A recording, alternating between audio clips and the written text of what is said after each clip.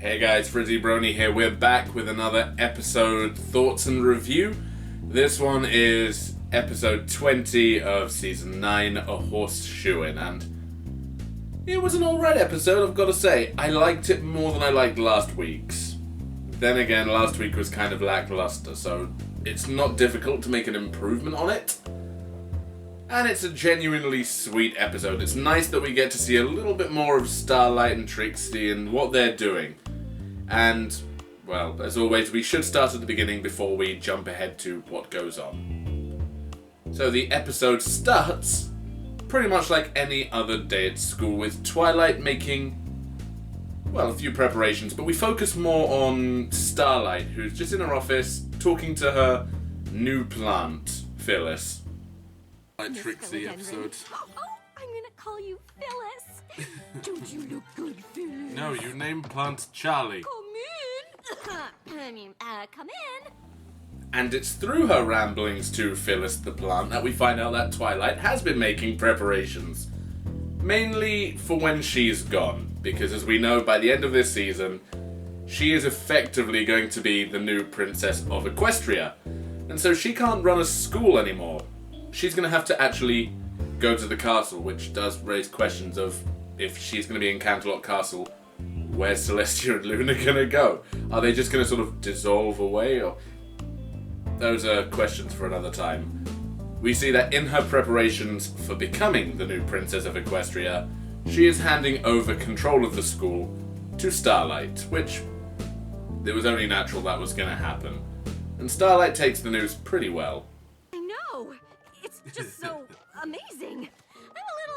Do you think I'm really up for it? Of course you do.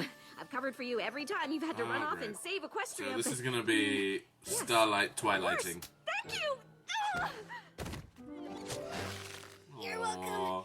And I can't think of any pony who'd be better for the job. And so in the giddy haze that she is in, and finding out that she is going to be promoted effectively, she's in a very happy mood, and so Starlight wants to make sure that she gets everything right.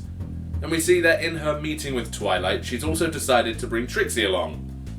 Or Trixie may have tagged along because they were meant to be having lunch, and then she might have changed her plan at the last moment so she can actually go and talk to Twilight. Needless to say, Trixie's not best too pleased at this. Yay, Trixie! You know I'm nothing but proud. So is she going to become the new guidance offered counselor? The position of head mare, Thanks. but I can't help wondering if it's going to cut into our social schedule. What do you mean? Take now, for example. Instead of heading to the delightful lunch I had planned, we're striding with determination toward what I can only assume is Twilight's office. But in her haste, Trixie does come up with some decent advice. That even if she is a little bit scared to be running a school on her own, Twilight had her friends. In fact, the friends are the current faculty. And so if Trixie is going to be, or if Starlight's going to be taking over, then perhaps it's best if she has someone to help, like a vice principal. I mean, I know technically Starlight hasn't in canon been to the Equestria Girls one, but even there we had Principal Celestia and Vice Principal Luna. So we know that the concept exists, and Twilight should have known about it at least. She just decided not to act upon it. But Twilight's never really done anything alone. She always has her friends. That's true. But that just gave me an idea. Thanks, Trixie. You can give good advice when you don't mean to. Thanks. Are we still doing lunch? And so becomes the main focal point of this episode.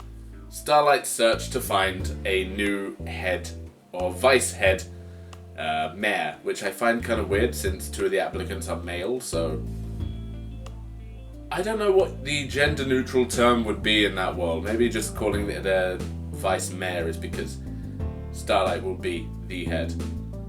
Why they just can't say principal and vice principal, I don't know. But Trixie seems to think that she's going to be, as the title implies, a shoo-in for the position. She thinks that Starlight is merely making it so that she can give it automatically to Trixie, but just has to keep up the false pretense of looking for a new candidate. And so we get one of the running jokes of the episode, wink, See, if this was my old style of filming, I would probably start putting in a wink counter to find out how many times in the episode she actually says it. I didn't bother checking. It was a lot. I imagine there's a lengthy process to go through before you inevitably hire the best pony for the position. Wink. Exactly. I'll probably Exactly. interview several Minus ponies. wink. Of course. So we see the new candidates arrive for the position of head mare. We have Trixie, naturally. We have Dr. Hooves, Big Mac, Octavia, and Diamond Tiara's mother. Never can remember her name. I first thought it was Suri Polo Mare when it first turned up, and I was like, ah, that's pretty neat. But I was wrong. So 5 candidates, not bad, and Starlight has worked out a pretty efficient way of doing it. Set out a few guidelines, a few tests to find out whether or not the applicants have the qualities to actually fulfill a position as a vice principal. And I've said this in a few episodes that revolve around the school, growing up with a mother who was a teacher and knowing the ins and outs of the other side of school life. I'm pretty well versed in how all this is meant to go, and so I was looking at this episode completely from an administerial side, and I was like, yeah, I can follow this. I can get behind all of this. And so we see the first test is the teaching of a class. If anything's needed, can they step in and at least keep a class in order? And we go through all of them. We see the strengths and the weaknesses of some of them. We have Trixie, who is just absolutely failing history. She never did it, so why does she need to bother knowing it? She's napping and she's letting the others nap. You have Diamond Tiara's mother trying to teach business ethics, which, don't get me wrong, business studies as a class is very important and very helpful, but not to fixate your entire life upon, so she's on the side of, probably not. We find out that Big Mac's actually a dab hand at stitching, from all those times he had to stitch up sacks on the farm, and Octavia and Dr. Hooves are also good at their fields, being science and music. So at the end of the first day, the first trial, we see that Starlight is going through the evaluations and has a little bit of a crisis of conscience. I know what you're gonna say, but it would be so much fun to have my vice head mare be a friend. She just needs a little more hoof-holding than some of the others, but it could still work out, right? This is not how you run a school. Despite her best intentions, she can't quite seem to put Trixie into the no pile. And so she gives her another chance. After all, people might have a bad day, might not be her strength, but she may be appropriate in the other situations. And so we move on to the second task, which is parent-teacher meetings. And oh boy. Oh, those are fun. Both waiting for your parent to actually finish their job as a teacher. So you have to sit and listen to everything. Once again, gaining me a wealth of knowledge on this subject. I should really just be a teacher, shouldn't I? All right, remaining vice head mare candidates, welcome to stage 2. All of you are here because you performed well, or well enough, to face your next challenge, parent-teacher conferences. The vice head mare will need to be a master communicator, and I can't think of a better test of that than meeting with our students and out. their parents or guardians. Mild crisis of conscience aside there for myself. We see all of the equines and, actually, yeah, they are all equines, going amongst the students and sort of trying to give them the parent-teacher evaluations. So we see that Big Mac has a little bit of trouble communicating with the hippogriffs. Yep. But aren't those the same? And are they good? I mean, you could be trying to tell me she's unfocused, but then you might just be explaining that you appreciate her high energy. Nope. I don't know. Maybe. There seems to be a lot of nuance here, and I just want to make sure I understand exactly what you're saying. So what are you saying? And Octavia, despite being appropriate, is a little bit too heavy on metaphor and similes and analogies. Not really being direct to the point, which is what's needed. Dr. Hoofs, however, shines at this. But Yona has taken to the subject like a yak to smashing. If fostered, I believe she could easily blaze a trail and expand our understanding of science itself. Smash! Smash! And then there's Trixie once again, who, gets in a little bit of an aggressive shouting match with Grandpa Gruff, or Grandpa Griff. I can't remember his name, it's just like GGG. So I'll just call him Grandpa Griffin. I'm gonna get so much hate for calling him that. I don't know why I have to come to these things. Well, most parents or guardians want to be involved in our students' lives. Maybe we should find a different representative from Griffinstone to be Gallus's guardian. Oh, that'd be great. If you find one, let me know!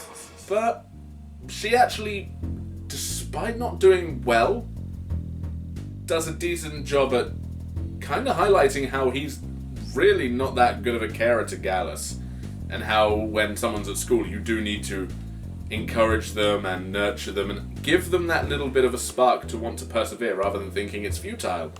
And so, as much as she does go about it in the wrong way, I kind of have to give her a point on that one. Sometimes if the parents are being aggressive or even if the parents are being quite abrasive, you as the teacher can give them criticisms on their own style. It's not advice, it's not the best, but you should be allowed to criticize them as well. After all, it is a parent-teacher meeting. If there is something that is being affected by the parents, you should be able to voice that. Not in the shouty way that she did. She should be reprimanded for that, but for sticking up for the student, she gets a point in my book there. Good, because geez. you're no longer welcome. Wow. Wow, that was high-pitched. I'm not sure, but we'll have one less conference to worry about next semester.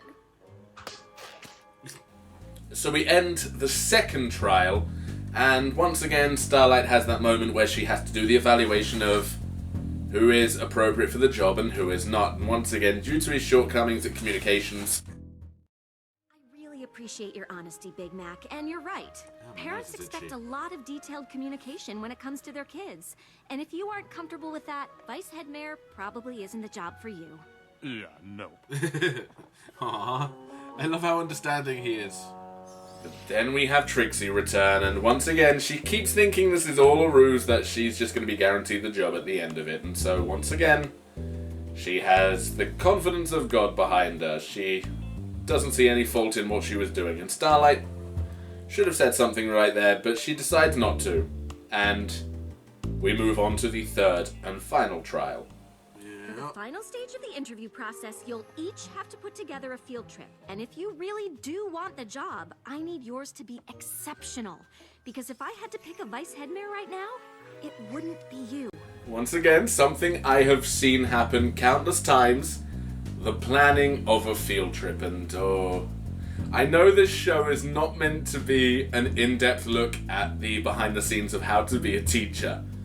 But given the amount of prep work that field trips entail, you should have more than one day for it. Because you have to come up with a plan, then you have to get permissions, actually get parent permission, because first you've got to get permission from the venue if you are going to be going. You arrange the date, you make sure there's a risk assessment. I'm not going to get too deep into it. I'm going to stop right now because I can understand I'm probably going to lose a lot of you going into this. However, in the spirit of the show, it can all happen instantly. Plan a field trip. That is all that is needed. And we see the last few candidates plan theirs out. Now, the first one is Octavia, who plans a grand classical music venue. And Gallus does think it's going to be boring, and then we see that once again one of the fandom's favourite ships come together for a little bit of musical goodness. And we get both Vinyl and Octavia doing their thing. That's true, actually. Oh. Oh my. It's happening again.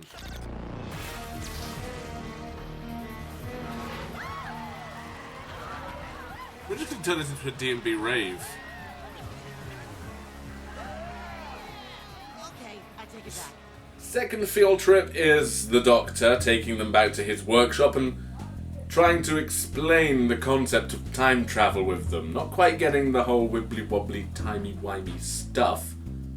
But, in the background I did notice the face of Bo. They're putting in those little references more and more, and I love them for it. Although, technically, I don't know whether or not this was meant to be a kind of reference to the episode where the Doctor locks his personality inside a pocket watch and so he becomes a normal school teacher. Could be, maybe.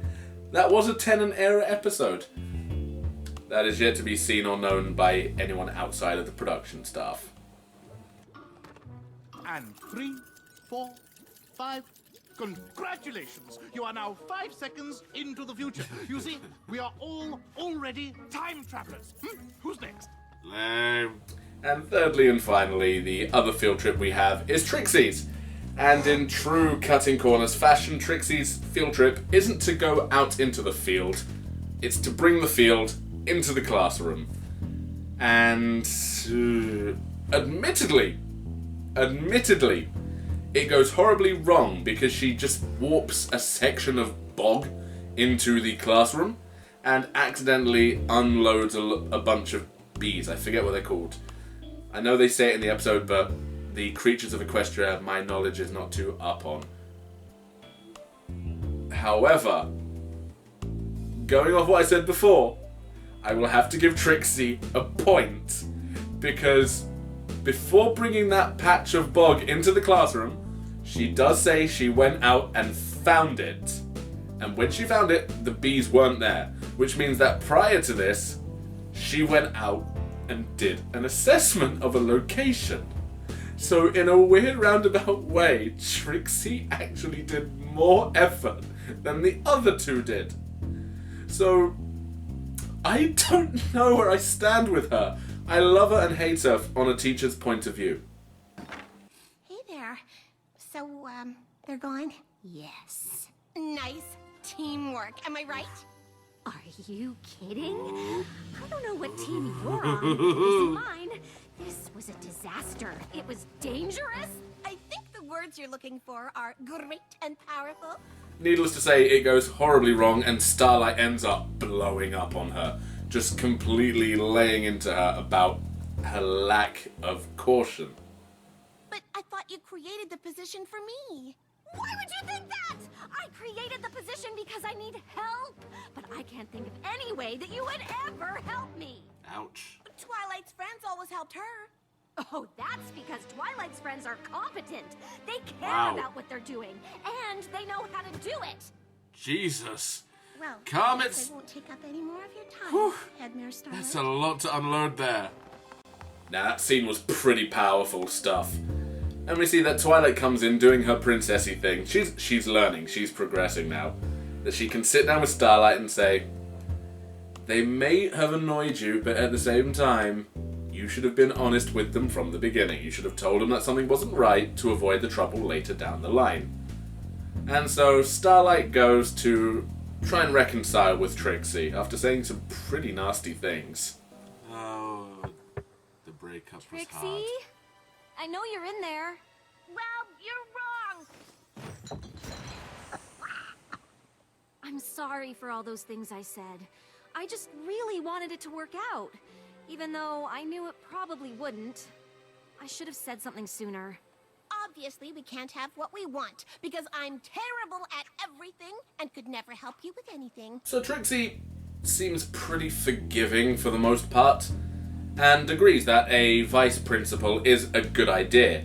However, she is thinking too laterally, whereas she needs to think a bit more. Or she's thinking too literally, and she needs to think a bit more laterally.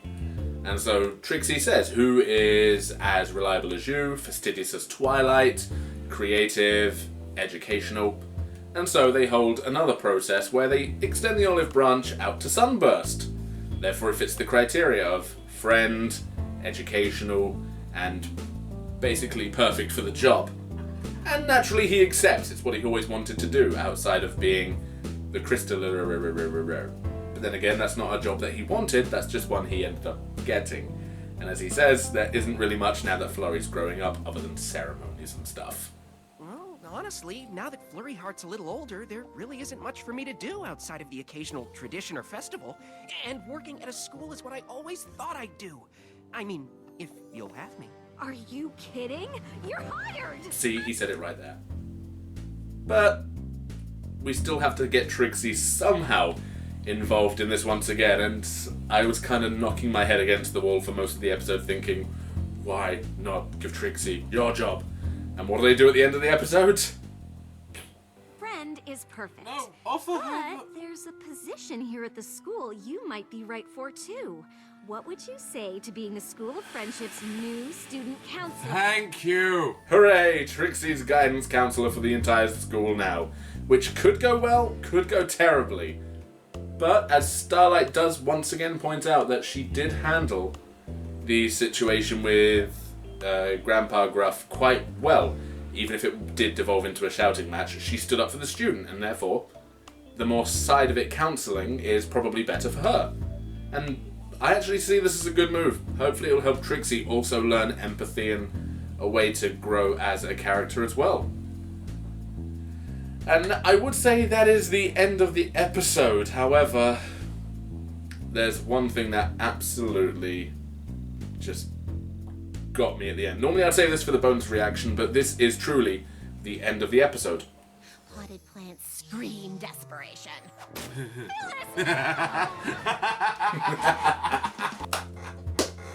The fact that Starlight just breaks down over the fact that her plant is kind of thrown in the bin. That is a beautiful way to end the episode. Because I don't think we've seen Phyllis before. I think that was new for this episode and kind of has its own story arc throughout the entire episode. Phyllis is my new favourite character, despite the fact that I kept calling her Charlie, because once again, if you get the reference to Charlie the Plant, I love you. But that was it. It was a sweet episode. Served a functional purpose as well, because now this has given Trixie a more permanent job. It's allowed Sunburst to be closer to Equestria, so if anything happens, now that the princess is going to be gone, and we need sort of the replacement 6, because we know that the others are going to be teachers there still, but now having Sunburst around, as well as Trixie in the school, that gives Starlight her kind of bounce off, her circle of friends that she can sort of go to if there is a problem arisen, because now we have Trixie's kind of, not impetuous, but her playfulness and her lack of thinking is what I'm trying to say. And then you've got Sunburst with his actual critical thinking, so it can be a good melding pot. So it works out in the end as a functional plot. Seeing Dr. Hooves and Octavia getting minor roles is actually kind of nice to see. The fact that it shows that outside of their Destiny cutie mark vocations, they are willing to try other things. And also it's just nice to see Starlight and Trixie having their moments together. Also dropping some big hints for the season finale with the whole mentioning of Twilight learning proper etiquette and then being double fitted for a coronation dress. We're going to be seeing that dress pretty soon. And I am excited. But the episode was a good one. On my scale of ranking, I was going to give it a 4.5. Even just go as strong as a 5. Because it was perfectly in the middle ground. I thought it was absolutely substantial. In fact, I am going to go for a 5.5. 5.5 because it was going to be a 4.5, but I give it an extra point just for that ending. Just for that ending alone. So 5.5, comfortably just above average. It's a great episode. Doesn't really have too much of a moral to push down your throat. But I think I enjoyed it a lot more just for the teacher aspect of it, because I'm giggling to myself thinking, yeah, this is actually really in line with what a teacher would do and what they would say, and Starlight is a perfect teacher. But what did you guys think? Did you enjoy the episode? Did you think there were parts of it that could have been improved? Were there bits that I didn't see that you saw, like little cameos? Because I didn't see a Derpy. I was hoping to see one in the Doctor's place, and we didn't get that, but I did see the face of Bo in the Doctor's workshop. So what about you guys? What did you see? Let me know in the comments down below. Remember, as always, to like, share this video around, get the love spread, and until the next episode, guys. Bye-bye.